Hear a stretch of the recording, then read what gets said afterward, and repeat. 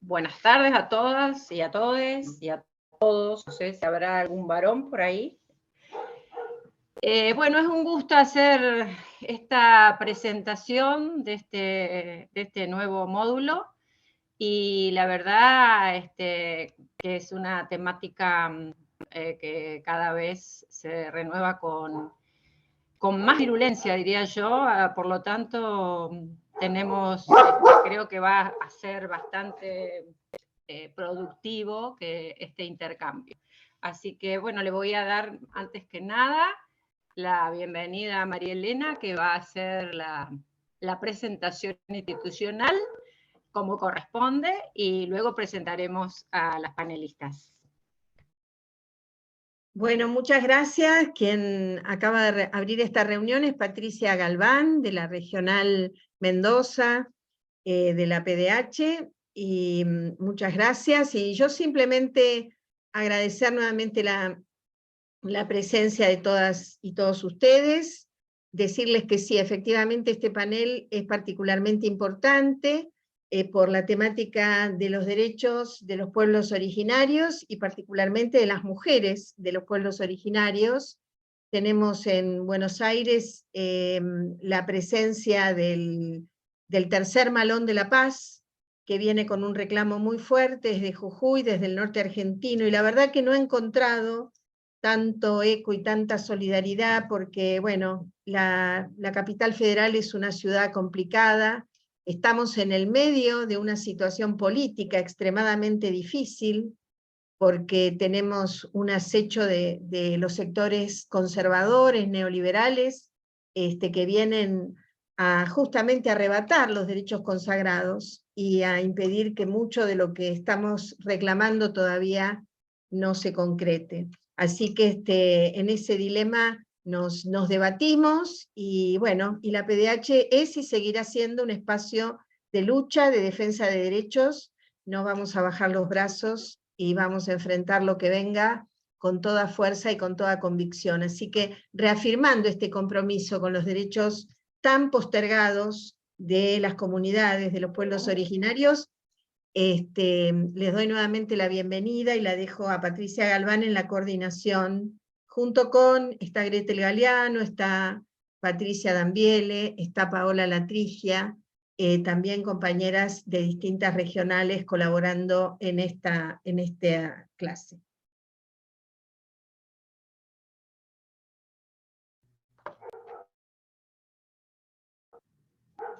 Bueno, chicas, van a sentir de fondo un ladrido, pero bueno, son las eventualidades, esto es real.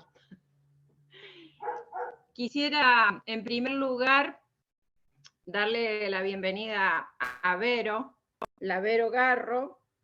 Ella es autoridad del LOF Suyay Leufú. Ese es un LOF que es muy cerca de San Rafael. Yo vivo en San Rafael, Mendoza, Vero en Malagüe, que sería el departamento cercano, no tan cercano, son 240 kilómetros más o menos de caminos que a veces se hacen intransitables porque está más pegada a la cordillera, nieva.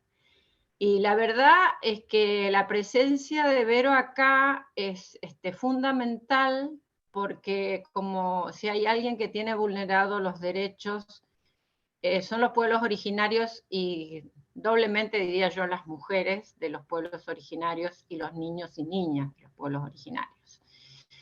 Y poco se sabe.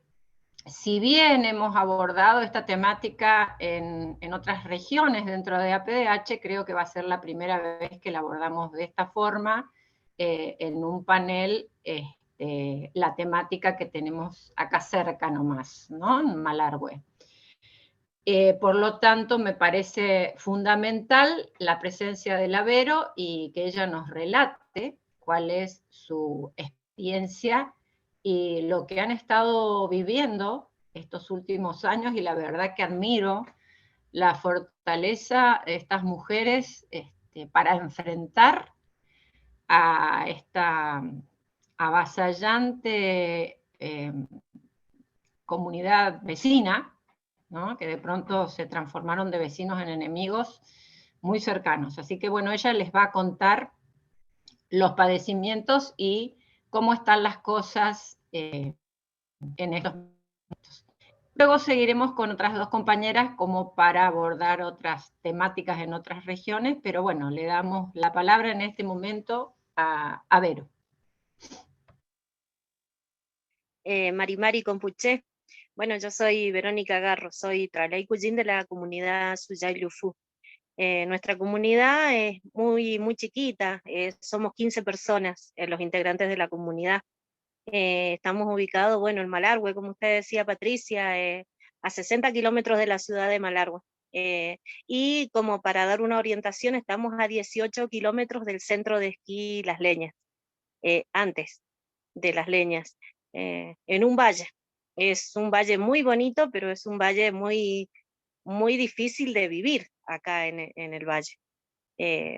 Bueno, somos, como les dije, 15 integrantes, nos dedicamos al turismo porque es las pocas opciones que tenemos ahora para sobrevivir.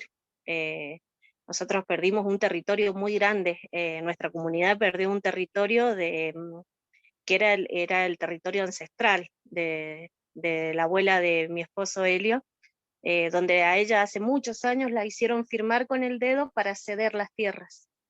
Un terrateniente, y bueno, nos quedamos con un territorio pequeñito de unos 3.500 metros cuadrados, no más de eso. Y bueno, en este territorio nosotros tenemos un kiosquito, de los cuales vivimos 4 integrantes de la comunidad, o sea, somos mi esposo, mis hijas y yo. Estamos, bueno, nos dedicamos al turismo, vendemos pan casero, el kiosquito, pero a la vez ahora nos hemos hecho una ruquita donde atendemos al turismo y hacemos un servicio de informador turístico-cultural aquí en el valle. Eh, con dos fines, tratar de contarle a la gente nuestra situación, no ser más discriminados de nuestro propio territorio, porque nos sentimos ajenos en nuestra tierra. Pertenecemos a este lugar, así que lo amamos y bueno, nos dedicamos a ayudar y a dar servicio gastronómico y a la vez informador del territorio y poder cuidarlo y protegerlo. Bueno, nuestro conflicto empezó hace alrededor de más de 10 años. Empezó con un juicio por acción posesoria, de los cuales, bueno, ya llevamos estos 10 años, ha sido una lucha terrible. Más que nada porque los que más nos hemos llevado la parte más fuerte somos los que estamos en el territorio, que es mi familia, mis hijas y mi esposo. Hemos sufrido 3 desalojos, de los cuales, bueno, hemos sufrido daños, hemos sufrido robos, violencia.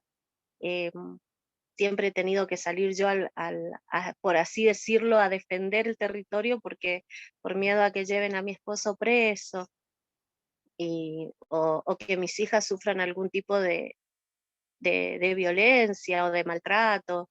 Eh, Ha sido muy terrible esa parte y muy difícil de recordarla. Tener que recordarla ahora para contarles es duro, pero también es importante que sepan que sepan la historia, que la escuchen por nuestra propia boca, porque eh, acá estamos muy lejos y sentimos que si no vienen acá a escucharnos, nosotros no podemos salir a gritar, por así decir, la situación, porque el juicio lleva más de 10 años, pero llevamos unos 5 años en resistencia, porque no podemos dejar el territorio, porque cada vez que lo hemos dejado han venido los desalojos, han venido los daños, los robos.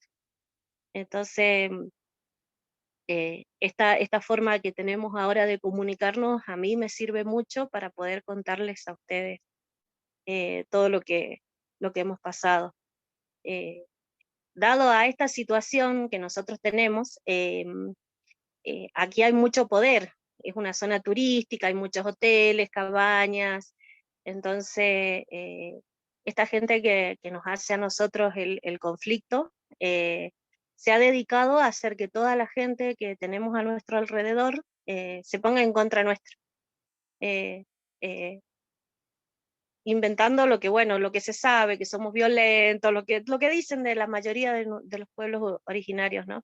Que somos violentos, que estamos armados, y bueno, y nuestra forma de atender y dar el servicio cultural en la ruca es demostrar la otra parte, la parte que la gente no ve en el territorio. Por eso nos dedicamos al servicio gastronómico, cultural, al chivito, a lo que nos enseñaron nuestros ancestros, a hacer el pan casero, el chivito en horno de barro, bueno, todas esas cosas hacemos.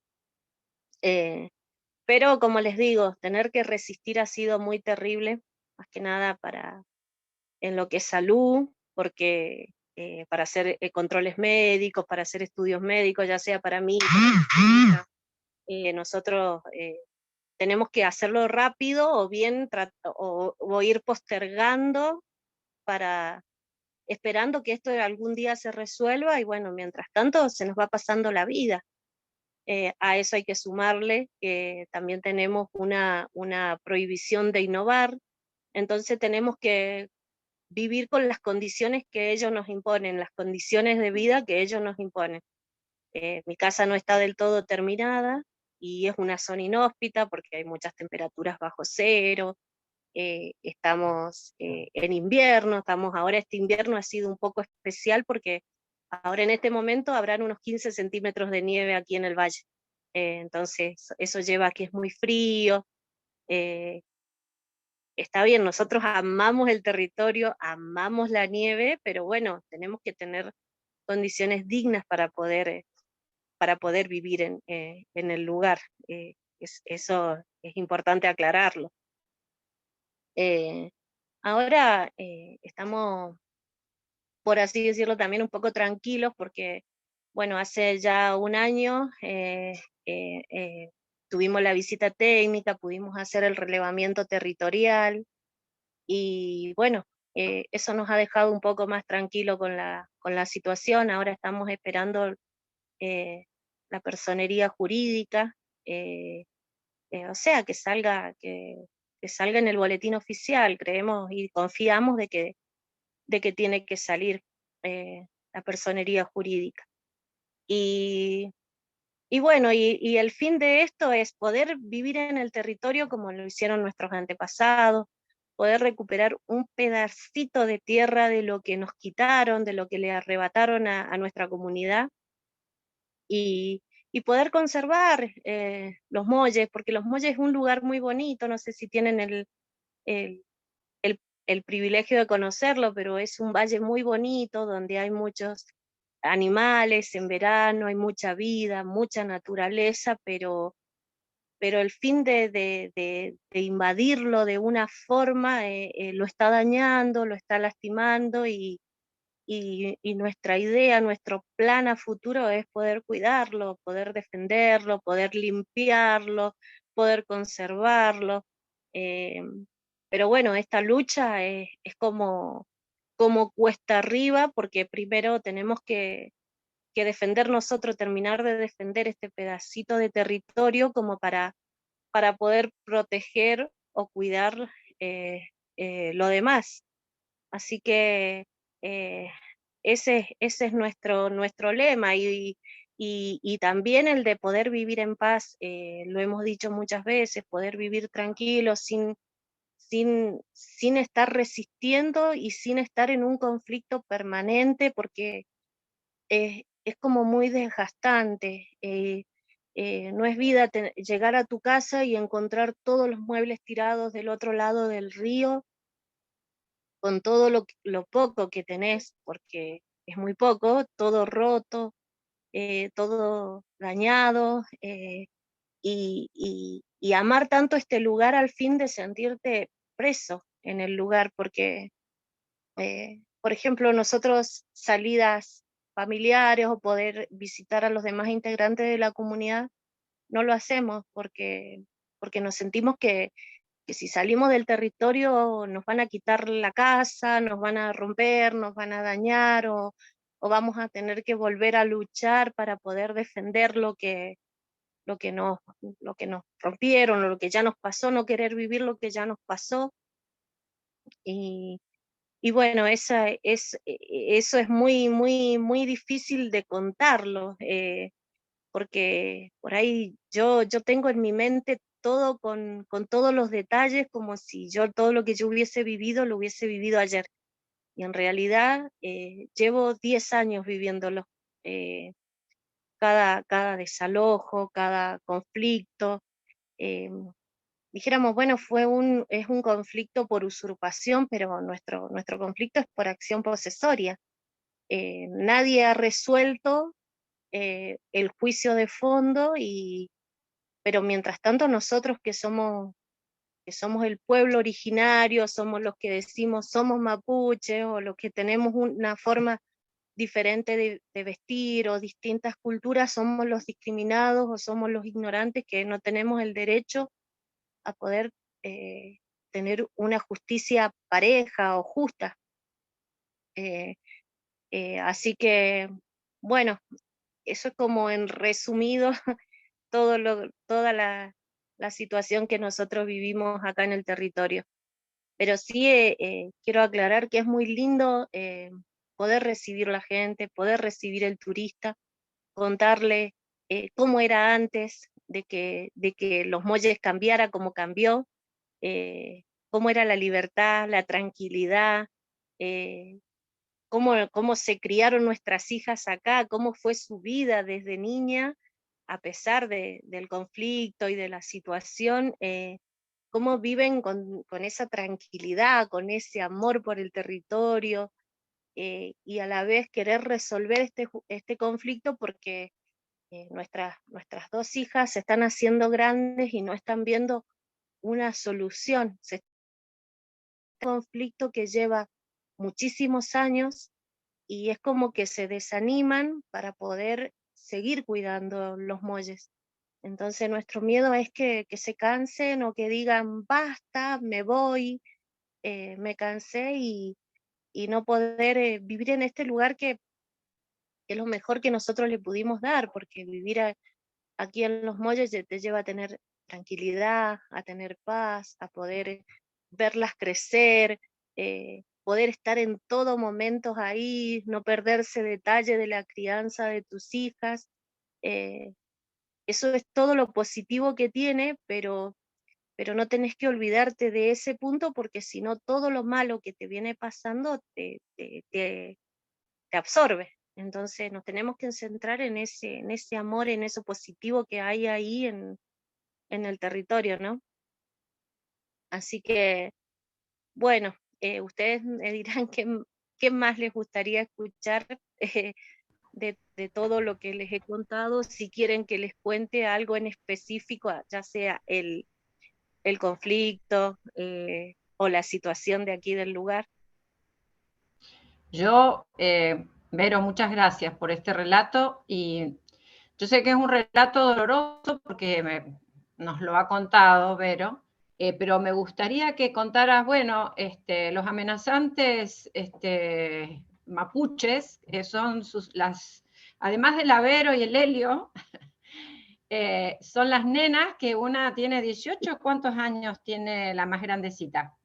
19 y la más chiquita 9. Y 9 años, esos serían los temerarios agresivos que sufrieron porque todo esto puso en marcha, ustedes lo han visto, lo han escuchado algunos, que se le cuestionara la identidad mapuche y además se organizó acá una caravana anti-mapuche que me gustaría que vos así como nos contaste, se las relataras para que vean la maldad de esta gente, lo que hicieron los vecinos cuando vallaron o alambraron sus propiedades, cuando te amenazaron desde el puente, esas cosas que yo sé que son dolorosas, pero creo que amerita que se sepa.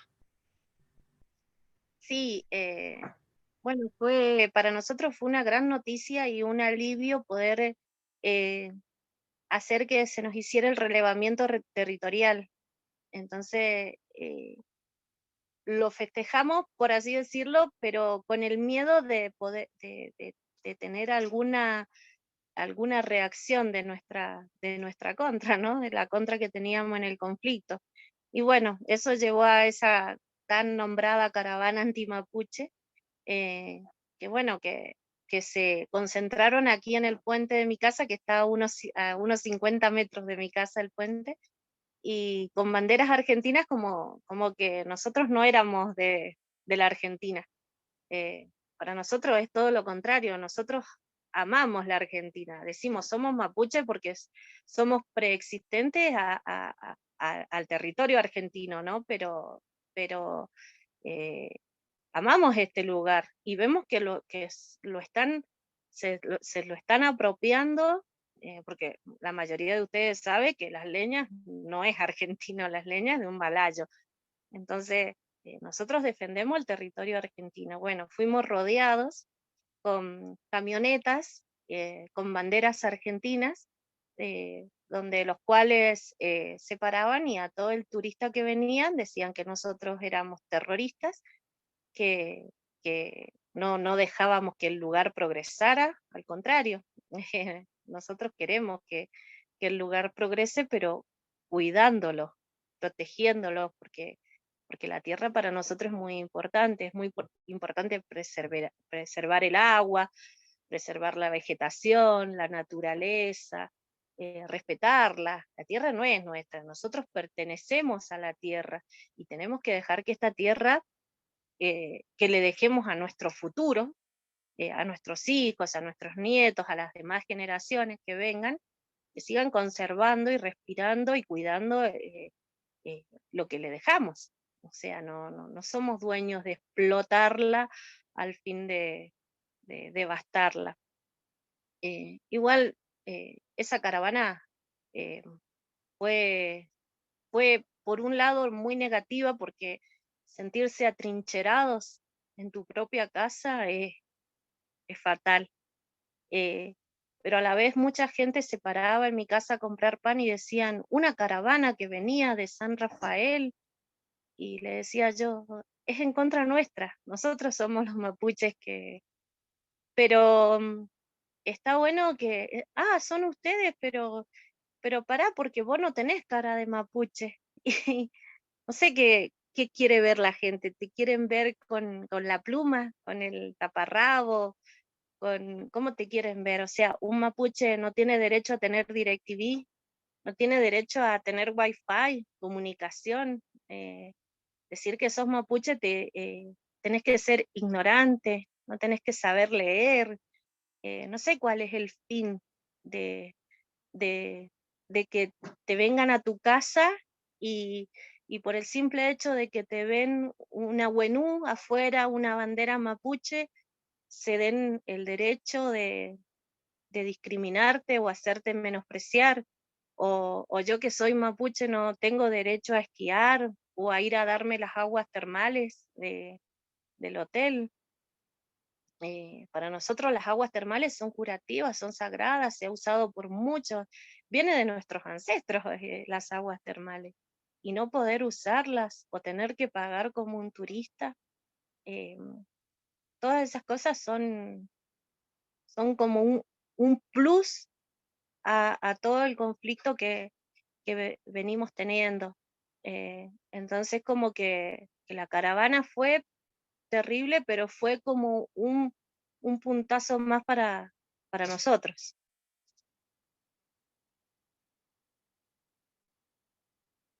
Perdón, me quedo con todo Así fue. Además, no sé si querrás agregar algo, Vane, porque también forma parte de alguna manera de esta comunidad, la Vane, y ha estado cercana a Vero, y también a las chicas del Sosneado, que también tienen otro conflicto, porque además esto generó una movida en la legislatura de Mendoza, ¿no? Donde hubo que poner, decir por qué los pueblos originarios son preexistentes y volver con una temática que ya pensábamos que estaba saldada, ¿no? Y sin embargo, es como un vuelta atrás con todas estas acciones. Bueno, buenas tardes a todas, a todos. también Vanessa es mi nombre, perdón.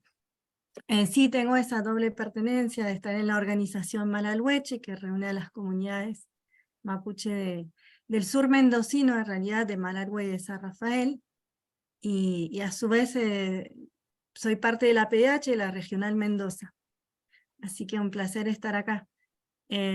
Para mí el relato de Vero, como cada vez que se escucha a una persona de las comunidades que cuentan así tan liso y llano como son las vivencias diarias de estar viviendo en un lugar en conflicto. A veces nosotros los vemos por los medios de comunicación y es algo muy lejano, pero en realidad para las comunidades, para las personas que viven en un territorio en conflicto, es una cuestión diaria, es algo con lo que se levantan y se van a acostar, y nosotros que acompañamos, bueno, ahí tratando de hacer un acompañamiento también en la parte que cuenta Vero, que es lo emocional. Me parece que esa afectación a la salud que cuenta no es algo menor, no es solo el conflicto de tierra y listo, son las 20 y me vuelvo y voy a hacer otra cosa, ¿no? Es algo que de todo el día, de toda la noche, de todo el tiempo, y es verdad que hay un estiramiento de los tiempos de los conflictos del Poder Judicial, que es tan pronto para resolver en contra y tan lento para dar soluciones de fondo. Así que sí, comentar que en la provincia de Mendoza se sancionó la resolución famosa que la provincia de Mendoza, ¿no?, declara al pueblo mapuche no originario. Bueno, en ese momento igual se reunieron distintas organizaciones del pueblo mapuche, también asesores, letrados, letradas, para acompañar y para de conjunto pensar qué se podía hacer con eso. Se hizo una denuncia ante el INADI por discriminación, que bueno, no sé si han visto, pero ahora hace 2 días el INADI, perdón, finalmente envió el dictamen y bueno, lo que dictaminó que todas las conductas del intendente, el gobernador de Mendoza, del senador Cornejo, y de todos los que se dedicaron a decir que acá nunca hubo mapuche y que no lo había, bueno, lisa y llanamente están discriminando a las personas de las comunidades. Así que, bueno, eso podría comentar en general y invitarla a pensar que ese relato que hizo Vero es algo como muy cotidiano y que eso lo viven todas las personas de las comunidades a lo largo y lo ancho del país. Si uno habla con, no sé, hace poco hubo conflicto de Santiago del Estero, que siempre tienen conflicto muy grave, muy violento, pero seguramente de Jujuy hasta Chubut, estas situaciones se repiten porque hay una situación de inseguridad muy grande en los territorios que realmente es muy injusta también. Así que eso nada más, Pato.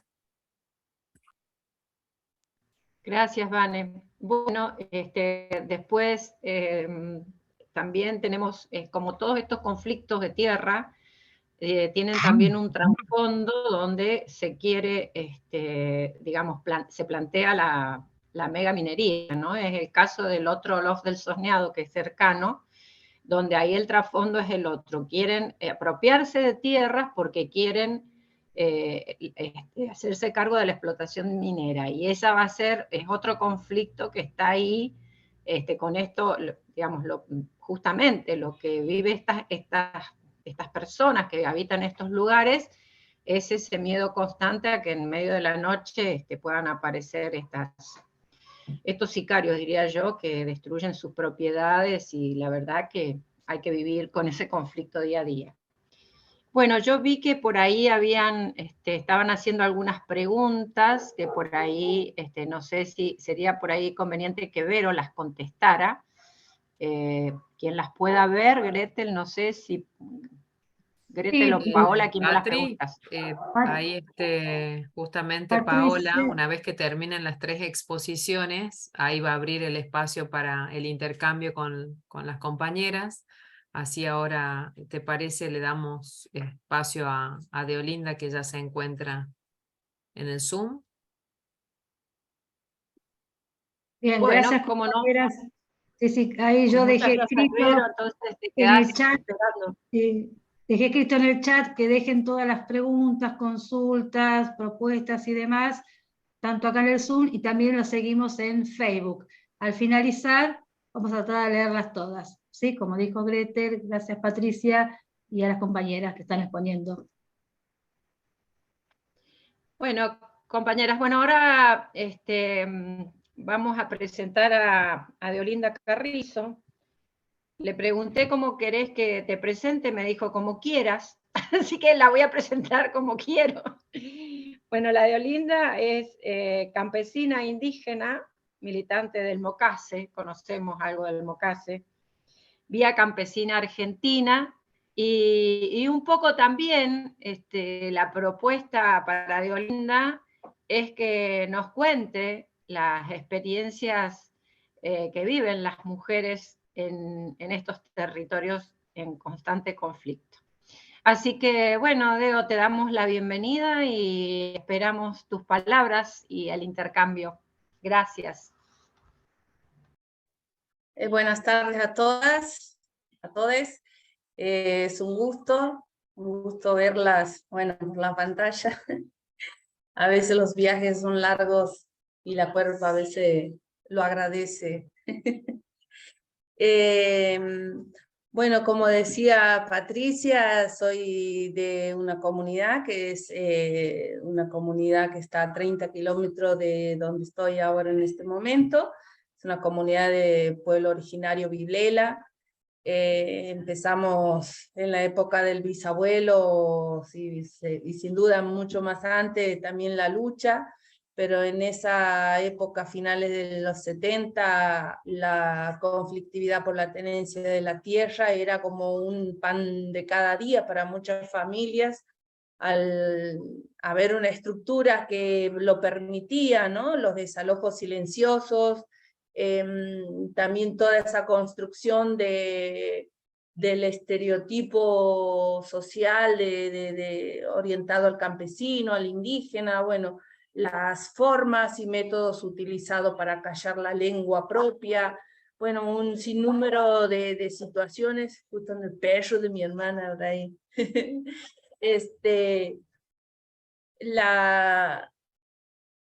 La valentía del bisabuelo y de la bisabuela, que era una de las parteras de la zona en esos tiempos, era quien, creo que ha sido la última persona, una de las últimas personas que ella ha podido traer a este mundo, porque la vista ya no le daba a la bisabuela Nemesia. Y bueno, muy pocas aprendimos esa sabiduría o hemos podido aprender ese saber, ¿no? Y no porque no quisiéramos, sino porque también la estructura de espacio sanitario que hay que ir a parir en el hospital era como lo que se ha ido instalando, ¿no? Bueno, en esa lucha nacimos muchos y muchas mujeres también, cuando jóvenes aprendimos a estar en colectivo y aprendimos a tener esa lectura del por qué estábamos organizadas, no solo por el lugar de vida, por el lugar que por generaciones hemos tenido y donde producimos, donde podíamos cantar nuestras vidalas y reaprender esos saberes, ¿no? Sino porque había ya al frente no solo la forestal, no solo quienes empezaban a alambrar los campos, sino que era ese modelo de intento de desalojarnos, de despojarnos, de desaparecernos, ¿no? Y eso lo hemos ido aprendiendo en el movimiento campesino de Santiago del Estero, una vez que nos constituimos como tal, a empezar a hacer estos encuentros y que nosotros les llamamos de formación política, de empezar a reconocernos, que con la fuerza se hace la organización, que con la organización íbamos a lograr propósitos que muchas veces en lo institucional, bueno, estaban prácticamente las fórmulas contra las poblaciones rurales, ¿no? Aprendimos y aprendimos a querer a decirnos, bueno, siempre esto de reconocernos, ¿no? Comunidad indígena, comunidad, y qué es lo que significa, ¿no? No es un nombre simplemente, ¿no? Es una carga histórica, es de luchas, es de batallas que de repente no tienen término, ¿no? El bisabuelo peleaba por esas tierras.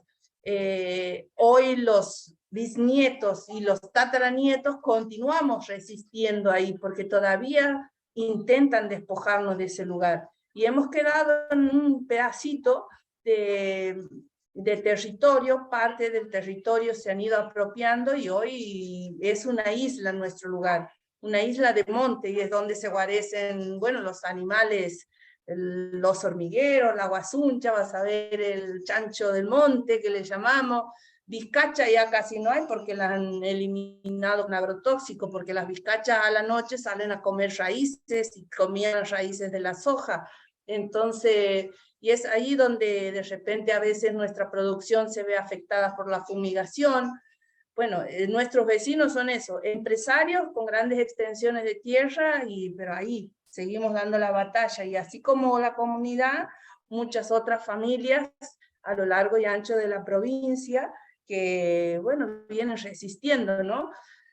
Escuchaba a la compañera, esos conflictos son efectivamente deudas históricas, demandas históricas, deudas históricas que en nuestro país continúan siendo vigentes, y la resistencia de muchas de las familias ahí al vilo todos los días.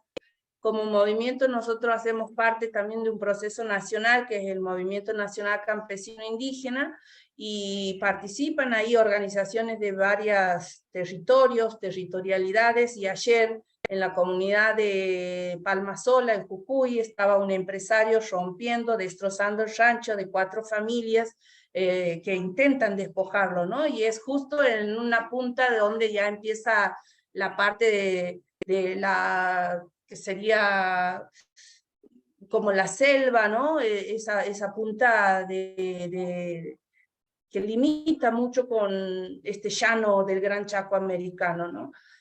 Y es eso, muchas de las familias que atraviesan esas conflictividades por la tenencia de la tierra, cuando hay ese otro modelo de acaparamiento, de explotación de la naturaleza que quiere avanzar, ¿no? Siendo que hoy, a estas alturas, no solamente en el país, hay algunas leyes que amparan esos derechos, hay tratados nacionales, internacionales que se violan permanentemente, perjudicando la vida y la existencia de las familias que trabajan, producen, cuidan la tierra.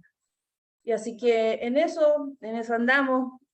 No todo es campeonato de desgracia, ¿no? Hemos ido también haciendo tejido de cómo reconstruir esos espacios, sobre todo con compañeras y compañeras jóvenes.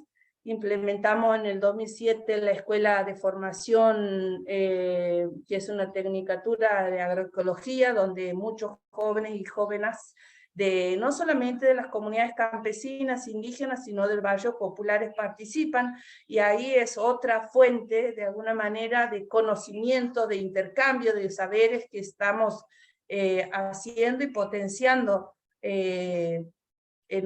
para la ruralidad, ¿no? Muchos de los cumpas, la primera vez que llegan, bueno, se dan con que hay que limpiar los dormitorios, hay que lavarse los cubiertos, las ropas, lo lava cada uno, y no se vale que la compañera le lave, en fin, se empiezan a dar también relaciones de convivencia, ¿no? Porque es una semana al mes, y de asumir que ese proceso de formación no es que hay 2 o 3 profesores, sino hay un colectivo que acompaña la formación, y que todos y todas traemos nuestros saberes de los territorios y conjuntamente lo potenciamos y vamos teniendo conclusiones, ya sea de algún tema específico, con la producción o con la mirada que seguimos cultivando y predicando de la educación popular. y son intercambios que enriquecen la mirada de, bueno, de nuestro pueblo, ¿no? Y ese proyecto político transformador que en definitiva es el camino donde, bueno, vamos andando, ¿no? Hacer esos esfuerzos de encontrarnos una vez al mes. Para algunos compas implica salir de su comunidad en algún medio de transporte propio hasta que se encuentran en la ruta con los colectivos y llegan a la escuela. Y eso hace también, ¿no? De cuánto sacrificio a veces nos toca hacer para materializar o ejecutar un derecho que es a la educación, ¿no? En definitiva.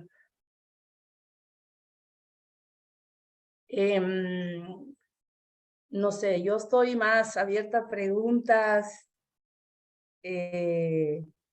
No sé, no he visto el tiempo que he hablado, a veces me pierdo en el tiempo. Bueno, no sé, la verdad que tampoco llevo cuenta del tiempo, lo lleva Gretel, pero más allá de eso, no te hagas problema, porque después vendrán las preguntas, que me imagino que hay muchas inquietudes por ahí dando vuelta. Y bueno, sí, la verdad es que estaba pensando mientras vos hablabas esto, ¿no? Pensar que hay un candidato que dice que acerca de cuidar el medio ambiente, ¿no? Que dice que los empresarios pueden hacer, digamos, tirar todos los agrotóxicos que quieran, explotar todo lo que quieran. La verdad que eso es un peligro inminente, que vamos a tener que unirnos todos y todas para evitar esa tragedia. Bien, en todo caso, presentaríamos ahora a Sonia, que nos está esperando, y luego vendrían las preguntas. No sé si María Elena estaba preguntando ahora, si lo dejamos para después. Cuando empiecen... No, para después me parece mejor. Ahí la dejé anotada. Bueno, dale. Olinda. Dale, bueno. Entonces, ahora vamos a presentar a Sonia. Ella está en otro lugar de nuestra Argentina extensa.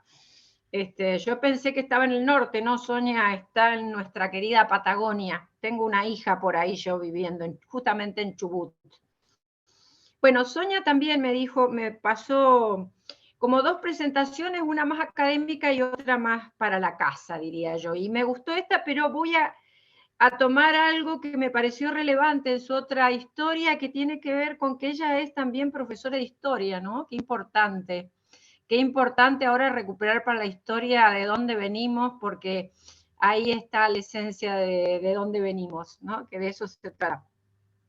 Sonia es abogada defensora de los pueblos originarios y es socia fundadora de una asociación de abogados y abogadas de derecho indígena.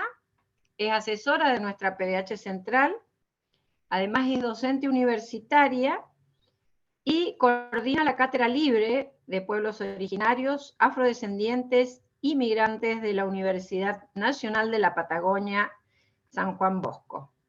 Y además asesora y ejerce la defensa de varias comunidades indígenas mapuche tehuelche. Así que bueno, vamos a escuchar ahora la mirada de Sonia. Estamos todas atentas, Sonia. Bueno, gracias a todos y a todas, a todos por esta invitación y colaborar desde la distancia, uniendo, digamos, esta virtualidad. Estoy en Chubut, así que bueno, Chubut hacia el norte, desde el sur al sur, y realmente escuchando las historias de vida de estas mujeres, y que tras sus relatos pareciera que es una historia en la cual los pueblos indígenas vienen resistiendo desde hace siglos, ¿no? Y esta situación nos hace pensar, decir, bueno, ¿y los derechos dónde están? Y Argentina aparece en el contexto regional americano como uno de los países de avanzada con un marco jurídico de reconocimiento que en la práctica choca con una matriz social, una sociedad y que en los últimos tiempos se ha incrementado que parte de ese negacionismo, ¿no? Una construcción de un Estado nacional monocultural en donde creó una identidad argentina y escuchaba cómo la Lamien de Mendoza casi tiene que dar cátedra o explicar por qué es mapuche viviendo en Mendoza, ¿no? Como poner, y cómo hoy la prensa pone en evidencia y juega, digamos, con esto de lo identitario, la identidad étnica, y yo preguntaría si hoy a un argentino le preguntamos ¿cómo demostrás tu cultura argentina? ¿No? Entonces, hay pueblos que hoy deben acreditar, hay un grupo, grupos y un Estado, en el caso provincial, que se toma la atribución de decir quién es y quién no es indígena, ¿no? Rompiendo incluso hasta el plexo normativo de la Carta Magna, que dice, establece, allí ya hace 25 años, en 1994, cuando se reforma la Constitución, y que por otro lado fue votada por unanimidad por convencionales constituyentes de una diversidad de lugares y de partidos políticos, pero que en esta, sí, después de salir de aquella Constitución de 1853 en donde se formaron jueces y fiscales, y que hoy los abogados tenemos el día 29 de agosto por la muerte de Alberdi, que pensaba que prefería casar a su hija con un zapatero inglés y no con un indio araucano, y que llevó esas bases, digamos, de formar un Estado-nación único del pueblo argentino, y que pone hoy en crisis. Hoy uno escucha cómo los símbolos, la bandera, la única identidad válida es la soberanía, que atentan los pueblos, el reconocimiento a una sociedad pluriétnica y pluricultural atentaría contra la soberanía. Y esa Constitución de 1853 decía que había que pacificar al indio. Justamente nadie pacifica si no tiene una construcción colonial de pensar de que tiene la hegemonía y rompió con un proceso colectivo de los pueblos, porque la construcción identitaria de ese Estado que se creó, nadie de los que hoy proclaman esa única identidad argentina está asumiendo que es una identidad que también se fabricó, y la fabricaron hombres que necesitaron adoctrinar y construir contenidos curriculares, que la escuela fue una agencia estatal propicia para construir identidad, y si no, formar a hombres a través del servicio militar. Y esto es historizar, también es poner en evidencia, digamos, a veces de la fragilidad que existe en estos discursos, ¿no? Entonces, y podríamos seguir diciendo, o sea, si hoy los altos mandatarios siguen sosteniendo que los argentinos venimos de los barcos, y sin pensar que había algunos que venían en las bodegas de los barcos engrillados, y negar los sujetos sociales racializados como los indios y los negros, claramente estamos en una puesta en práctica de la ideología del racismo y la práctica de la discriminación. Y hoy podemos tener institutos como el INADI, pero son simplemente curitas frente a tajos de más de 90 centímetros, que la propia historia de siglos viene negando. Entonces, si hoy no existe otro tipo de posicionamiento político y de decisión, claramente que lo que sufren, estamos frente a víctimas de racismo. El racismo, y hay que hablar de esos racismos, y sobre todo en el caso de esta mesa, que realmente yo agradezco siempre a la PDH que me permite la gracia de compartir, y agradezco plenamente hacer este tipo de trabajo, y que me dejen acompañar los hermanos y hermanas de comunidades y de pueblos indígenas, y cada vez aprendo mucho más.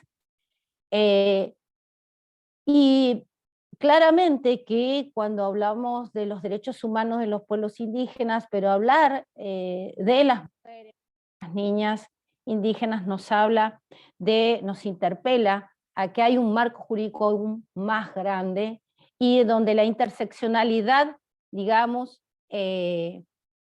juega un rol aún más, ¿no?, en el enfoque para el ejercicio de los derechos de las mujeres. Y en esto, frente a los tiempos que se vienen claramente, que Argentina aparece en un contexto como proveedora, sigue siendo proveedora de materia prima, por eso quisieron los territorios en su momento y ahora van a ir más por los territorios. Pero ¿qué ocurre en Argentina? Argentina ha ratificado, no solamente tiene una constitución nacional con un artículo 75, inciso 17, que reconoce que anterior a la conformación del Estado preexisten pueblos indígenas. Pero esta garantía, a su vez, este reconocimiento, lo tensiona frente a otros principios y garantías, como la garantía al derecho humano, al derecho a la educación intercultural bilingüe, al derecho a la identidad, el derecho a la consulta y la participación. Y en esto es, digamos, otro de los escollos. Es decir, el Estado no está en esta relación, y el convenio 169 habla de que los gobiernos deberán hacer consultas y dar participación plena a los pueblos en todos los intereses que los afecten. Y un Estado, un funcionario, un gobierno que piensa a 2000 kilómetros de distancia de donde viven en el territorio las comunidades, no está, digamos, acostumbrado a que, a mí me han preguntado, pero ¿desde cuándo ahora tengo que pedirle permiso a los pueblos? Desde que la Argentina ratificó el convenio 169, porque han adquirido el estatus de un pueblo. Preexisten hoy, además, entonces ya no es solo el pueblo argentino al que hay que consultarle, a la ciudadanía, sino a su vez a esos ciudadanos. Dentro de esos ciudadanos están los integrantes o aquellos que autoperciben pertenecer a un pueblo originario. Y entonces adquiere aquí relevancia que hay que hacer un ejercicio, una pedagogía, una educación a los funcionarios del Estado, que cada vez que tengan que tomar una determinación en intereses que los afecten, van a tener que consultar a los pueblos indígenas. Y no son las audiencias públicas que son vinculantes. Aquí también hay un gran error, y eso hay que impugnarlo, y hay que declarar nulo. Esas no son consultas previas, libres e informadas como establece el convenio 169, ¿no? Ahora, como estamos en una mesa de mujeres, no quiero dejar de olvidarme que en esta situación, en el contexto en el que estamos hoy en la Argentina, hoy tenemos presas políticas mapuche. Hemos tenido hasta hace poco hasta una autoridad espiritual mapuche, presa, en donde hoy un Estado se comprometió a realizar una serie de actividades que no se están cumpliendo. Pero también tenemos hoy, y quiero traer aquí a la mesa para que también nos expidamos y que reconozcamos a la Lamien, Jessica Bonefoy Carriqueo Antimil, que está presa mapuche, que fue en un procedimiento que está atravesando una medida de fuerza como es una huelga de hambre, una mamá de 5 niños. Es decir, que criminalizar no solamente se criminaliza en los territorios, sino se criminalizan sus cuerpos. No solamente se criminaliza su identidad, sino que se las criminaliza como mujeres. En franca, digamos, vulneración de los tratados internacionales con rango constitucional, nos podemos llegar a cansar los abogados a plantear la cantidad de normas que hoy la Argentina, vuelvo a decir, y así comencé digamos, este conversatorio, con un marco jurídico de vigencia, pero que en la práctica adolece de aplicabilidad. Y esto me hace, digamos, recordar que en la Argentina no solamente se pone en práctica o está vigente la ideología del racismo, sino que la puesta en práctica es de la discriminación, y que con meras iniciativas administrativas no se va a poder eliminar formas de discriminación contra la mujer que hay en nuestro país. Es necesario poner en práctica, por ejemplo, la recomendación número 39, que le da orientación a los estados partes de cómo deben ser legislaciones, políticas públicas, medidas a adoptar para garantizar el cumplimiento de estas obligaciones, de evitar toda forma de discriminación contra la mujer. Y estas obligaciones del Estado, si bien uno puede reconocer que en este gobierno creó un Ministerio de la Mujer y que estaría casi puesta en duda su continuidad, según algunos candidatos, claramente esta recomendación del 39 ha sido una como dicen los mapuches, un macún, un poncho corto, ¿no? Me tapo el pecho, pero me quedan los pies afuera, y si me tapo los pies me va a quedar el pecho cubierto. Porque no ha sido justamente crear solamente un ministerio, pero vacío de políticas públicas destinadas a cumplir con estas recomendaciones, claramente se ha puesto corto. Tenemos un Congreso de la Nación que es ausente en medidas legislativas de protección, no solamente a los derechos de los pueblos indígenas, sino que es ausente en todas las políticas prácticas para las mujeres y niñas indígenas.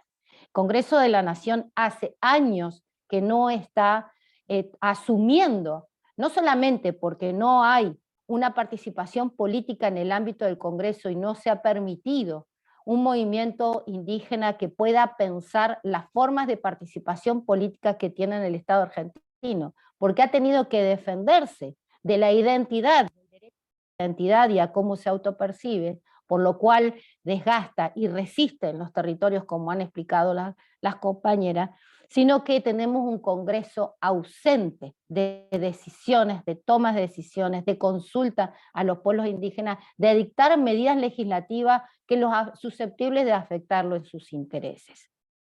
Y la tercera pata de este Estado, por un lado tuvimos el Ejecutivo, el Legislativo y el Poder Judicial.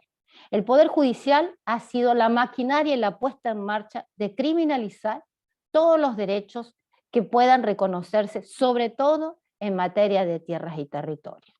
Creo que ahí había una pregunta sobre el Instituto Nacional de Asuntos Indígenas. Es un instituto de 1985, cuyo decreto reglamentario de 1988, con un paradigma y vínculo de los pueblos indígenas totalmente distinto en el que el 2023 transitamos.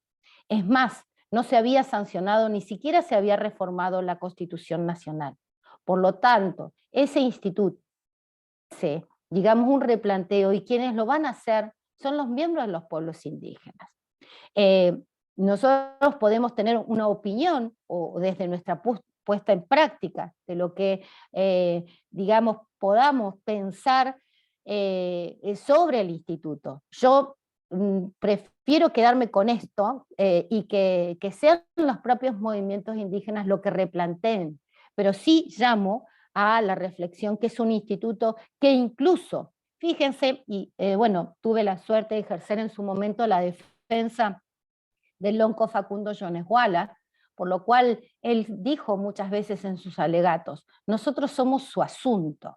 Un concepto tan colonial que las mujeres sabemos que es el asunto, ¿no? Que también ha sido, digamos, adjetivado, ¿no? Con este concepto. Y mientras el Estado o los gobiernos sigan teniendo esta concepción de que son el asunto y no son sujetos colectivos de toma de decisiones, de los propios intereses que lo afectan, que en realidad molestan a los proyectos políticos que atentan contra los territorios, que lo único que buscan salvar a esta Argentina con una soberanía energética es exportar y entregar a empresas privadas los recursos que hoy están en los territorios ancestrales, sin pensar en estrategias. Por ejemplo, de este Congreso ha perdido estado parlamentario, les podría decir, de muchísimas leyes que implicaban decisiones de los pueblos indígenas. Voy a dar una que es muy simple y dirían, pero ¿qué costó? No costaba nada. Una que estuvo en Comisión de Educación,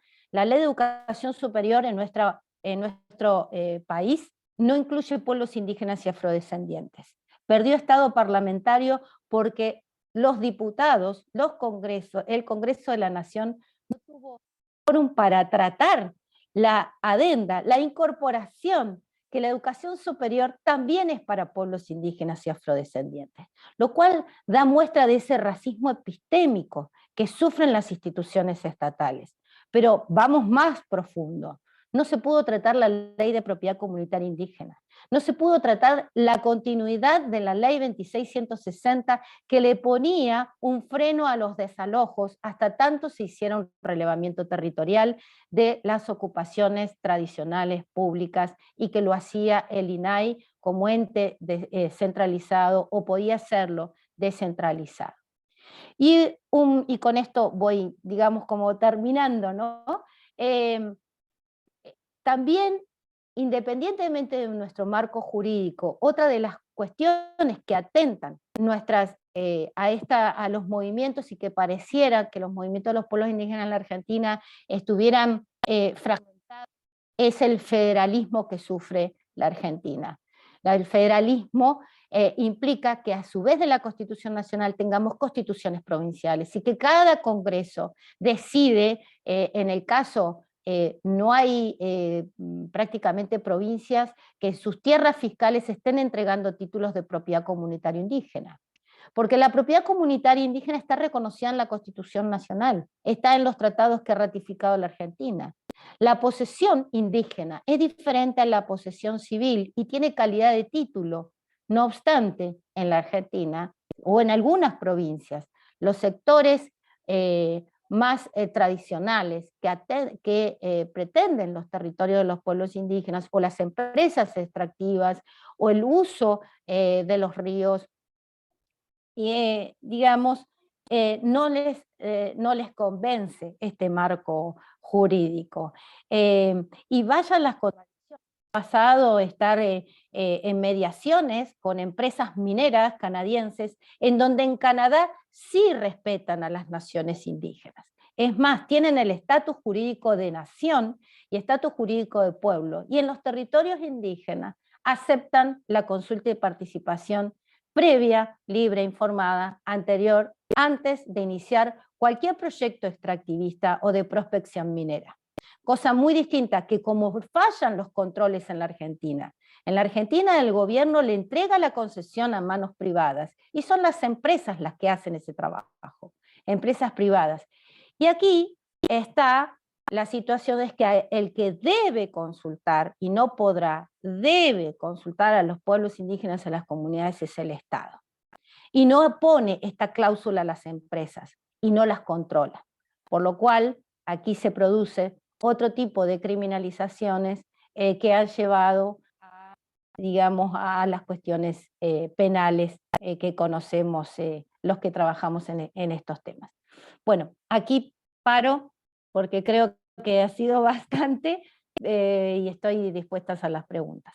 Gracias. Bueno, muchas gracias, Sonia. La verdad es que hay un montón, nos dejaste con un montón de preguntas y difícil va a estar el futuro, ¿no?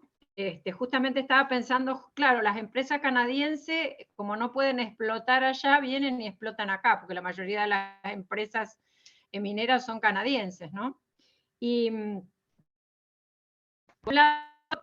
agregar a esto algo que pasó acá en Mendoza, y que esto, digamos, si bien estos conflictos eran preexistentes, acá la tomó el Juntos por el Cambio como caballito de batalla, y fue totalmente política, porque como que se erigieron en defensores de los mendocinos, ¿no? Entonces, y de lo que pertenecía a los mendocinos, que en este caso era el territorio usurpado por los invasores mapuches. Ese fue el huevo de la serpiente que empezó este conflicto y que lo tiene como caballito de batalla todavía. Así que bueno, estamos en problemas. El Poder Judicial, que no hace, digamos, hace caso omiso del derecho de los pueblos originarios, por supuesto, siempre conniviendo con el poder de turno,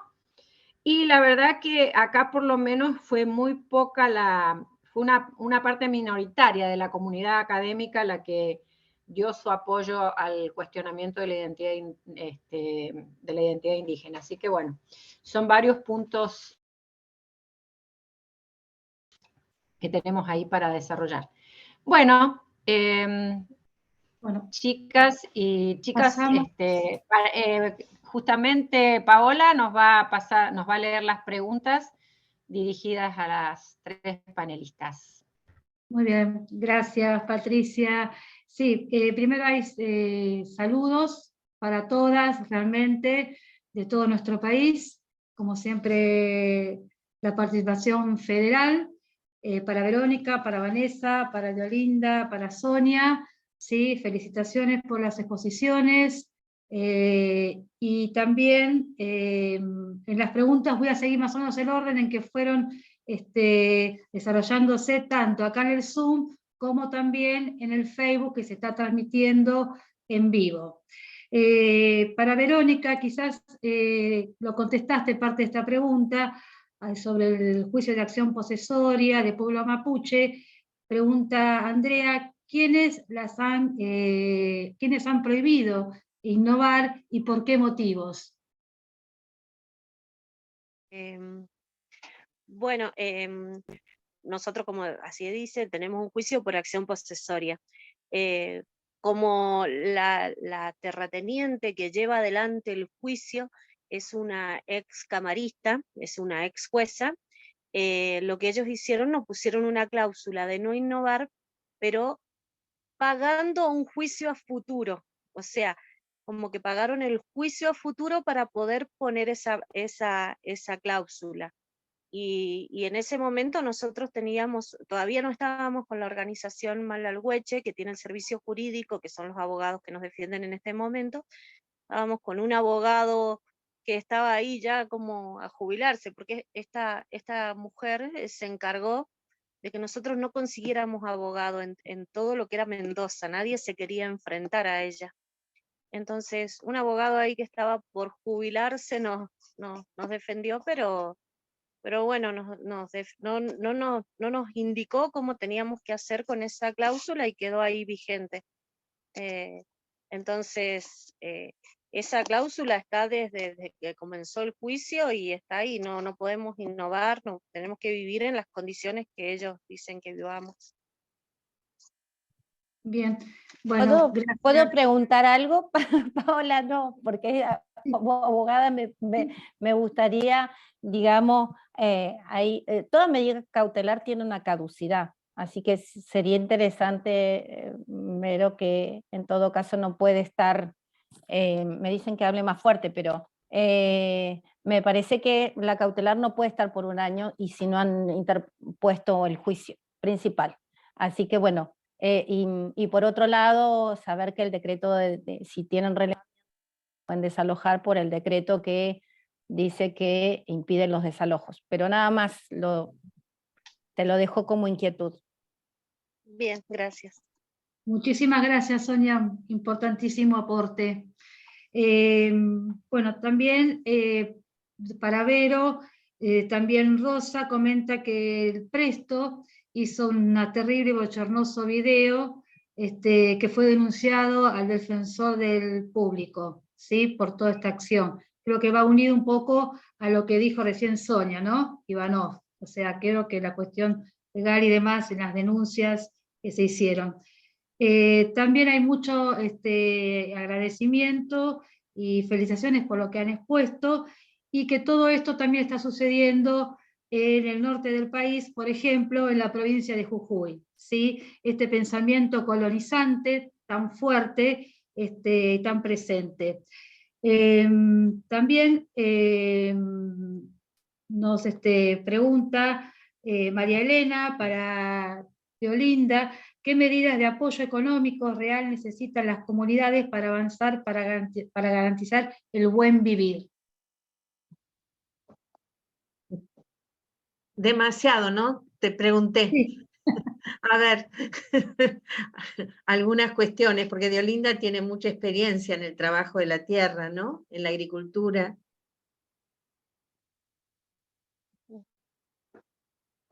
Bueno.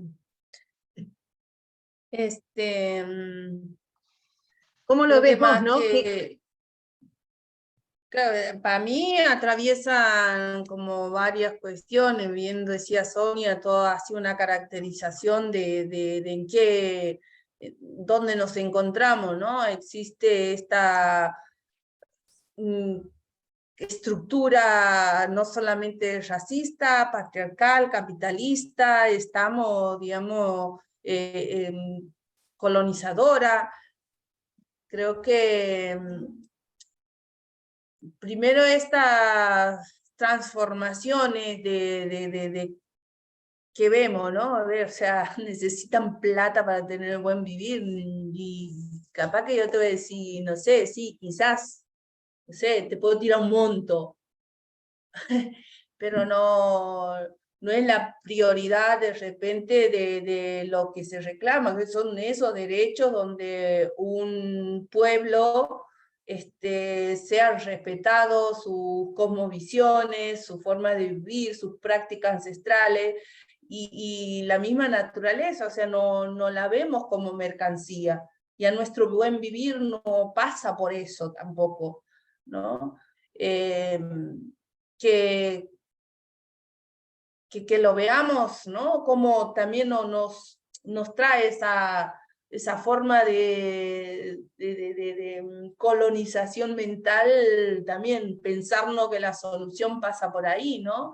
A mí son transformaciones profundas que tenemos que hacer en el sistema, no solo de gobernanza, transformaciones que tenemos que hacerlo como sociedad, y como pueblos indígenas, como comunidades territoriales, nos vemos como parte de esa sociedad.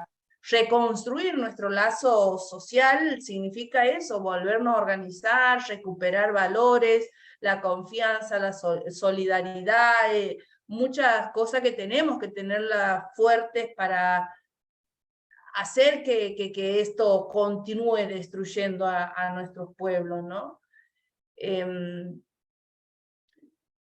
Que todo el mundo tenemos derecho a la alimentación, que no tienen que nuestros hermanos, nuestras hermanas padecer esa falta necesaria de ese alimento, ¿no? No solamente es soberanía, seguridad, sino suficiencia alimentaria, como lo plantean también pueblos de todo el norte, ¿no? Y como esa construcción de esos derechos tienen que tener esa mirada. Y el buen vivir, para mí, puede ser en la zona del secano, que tengamos el acceso al agua para la producción, que tengamos un ambiente sano, libre de agrotóxicos, que podamos nuestra producción vender y que tengamos la seguridad de que van a ser comercializadas a un precio justo. Y para otros pueblos, para otras comunidades, sin duda, algunos otros elementos para complementar lo que es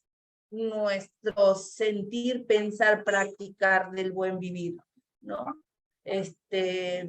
Sin duda, todas estamos y todos estamos atravesados por ese sistema de judicialización, criminalización constante y permanente, y bueno, tendremos que hacer alguna cosa medio urgente. Creo que ya hay una voz que va andando con más fuerza sobre la necesidad de una reforma judicial. Entonces, ¿cómo nos imaginamos esa reforma judicial?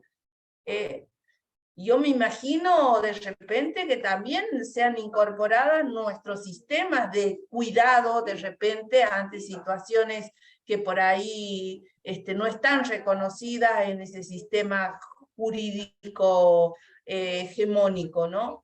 Y tampoco me lo imagino que sea así. No sé, puedo seguir estallando en imaginaciones porque Está muy bien, perfecto, veces... te entendimos perfectamente, Deolinda, gracias. Muchas gracias, Deolinda, sí, porque abarca muchísimas temáticas, ¿no es cierto?, para hablar. Como dijiste vos, la reforma judicial, los cuidados y demás, tan importante. Y por eso muchas están escribiendo en el chat, enorme lucha, cuánta fuerza y valentía en todo esto, todos los días más. También para Sonia, Nos preguntan a Lía, ¿cómo puede ser que los Molles todavía luego de 10 años sigan queriendo justicia y no se logra?